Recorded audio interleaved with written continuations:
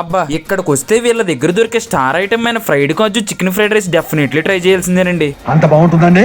బాగుంటుంది సార్, బ్రహ్మాండంగా ఉంటుందండి. ఈ రోజు మన సిద్ధాంతం మార్కెట్ దాటిన తర్వాత టర్నింగ్ లో ఉండే triple R family restaurant and dhaba దగ్గరికి అయితే వచ్చామండి. లోపలే అంబియన్స్ అయితే ఓకేగా ఉంటదండి. ఇక్కడ ఎక్కువ పార్సిల్సే వెళ్తాయంట. మేమైతే ఫస్ట్ ఒక చికెన్ దమ్ బిర్యానీ అయితే చెప్పామండి. దీని కాస్ట్ వచ్చి 160 అయితే చార్జ్ చేశారు. చికెన్ పీస్ అయితే చాలా సాఫ్ట్ గా కుక్ అయిందండి. ఇక క్వాంటిటీ అంటే టేస్ట్ అయితే బెస్ట్ అండి. ఆ ప్రైస్ కి వర్తబుల్ అనిపించింది మాకు. వీళ్ళు మేకింగ్ చేసే ప్రతి ఐటమ్ లోను సన్ఫ్లవర్ ఆయిల్ వాడతారంటండి. అది బెస్ట్ అని చెప్పొచ్చు. నెక్స్ట్ వీళ్ళ దగ్గర స్టార్ ఐటమ్ అయిన fried kaju chicken fried rice అయితే ఒకటి ఆర్డర్ చెప్పేసామండి. దాని మేకింగ్ ప్రాసెస్ చూడొచ్చు. చాలా నీట్ గా అలాగే హైజీనిక్ గా అయితే ప్రిపేర్ చేస్తున్నారండి. ఫైనల్ గా మన కాజు చికెన్ ఫ్రైడ్ రైస్ అయితే రెడీ అయిపోయిందండి. దాన్ని చూస్తున్నాను సేపు ఎప్పుడెప్పుడు తింటామని ఒక్కటే టెన్షన్ అండి. చికెన్ రైస్ కంటే కాజు ఎక్కువ కనిపించిందండి మాకు ఫ్రైడ్ రైస్ లో. దీని ప్రైస్ కూడా 160 అనంటండి. క్వాంటిటీ అయితే బెస్ట్ అండి. ఈజీగా 2 మెంబర్స్ తినేయచ్చు. టేస్ట్ అయితే అదిరిపోయిందండి. నెక్స్ట్ లెవెల్ లో ఉంది నిజంగా. ఇలాంటి మోర్ ఫుడ్ వీడియోస్ కోసం మన ఫుడ్ జంక్షన్ ని సబ్స్క్రైబ్ చేసుకోండి.